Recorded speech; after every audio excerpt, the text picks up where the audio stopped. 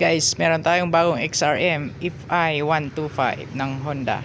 So titingnan natin yung bagong XRM na to, kung ano yung mga bago sa kanya. Kaya let's go. So dito tayo sa side mirror guys. So side mirror nito ay hindi matulis yung dulo. So pero okay na rin. So dito tayo sa rubber, sa hand grip. So maganda yung rubber na ginamit dito, katulad ng dati yung mga old XRM. So the same lang sila. So dito meron ditong turning signals, busina, at saka yung sa taas na low beam at high beam na switch. So sa kabila naman meron ditong electric starter. Yan. So tingnan natin yung gauge nito. Naka digital na rin to. Kasi ito na yung mga latest ng Honda, wala na silang analog. So merong maliit na switch dito. Try natin i-on. Ayan. 340 pa lang yung tinakbo kasi nga ilang araw pa lang to, no. So fresh pa to from kasa. Ayan, 340 km. So tingnan naman natin ang likod nito. Ayan. Naka bulb type pa rin yung taillight nito at saka yung turning signal. Sana ginawa nilang LED, ano, para mas goods na goods kung LED na.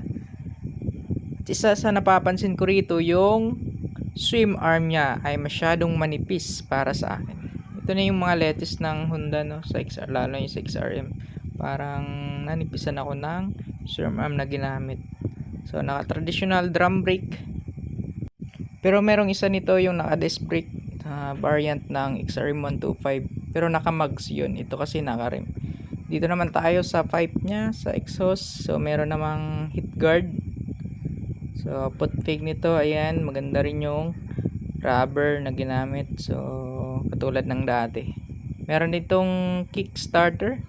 Kung sakali malubat yung battery mo, so makapag start ka rin ng engine kahit wala kang battery.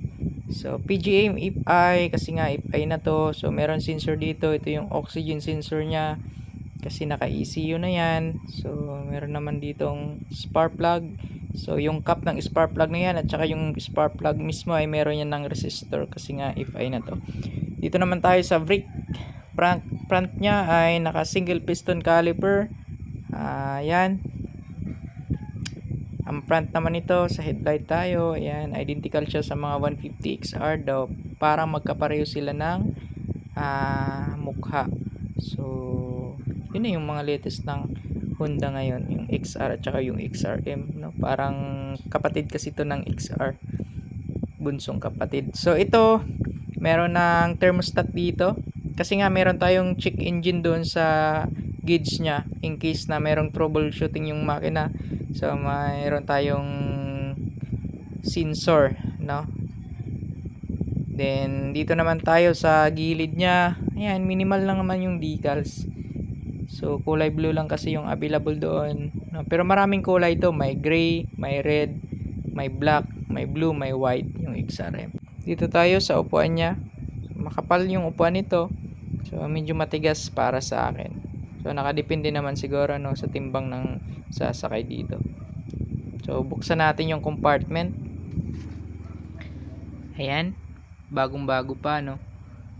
So wala pang gas-gas, wala pang dumi. So sa ilalim to, makikita natin sa U-box nya, meron dito ng battery. Ito yung battery nya. So may dalawang fuse na reserve. Tsaka sa loob niyan, katabi ng battery, andyan yung fuse box nya. Oh, guys, mapapansin nyo basa kasi nga bagong washing to, hindi napansin na napasukan pala ng tubig. Pero iwasan nyo mapasukan ng tubig yan, lalo na yung mabasa yung fuel pump na yan, napakamahal.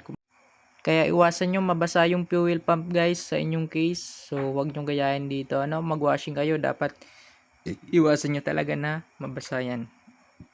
So yung tangke nito, 4 liters din yung laman. Malayo na rin mararating mo kasi nga FI ito. So aabot to ng 52 km per liter.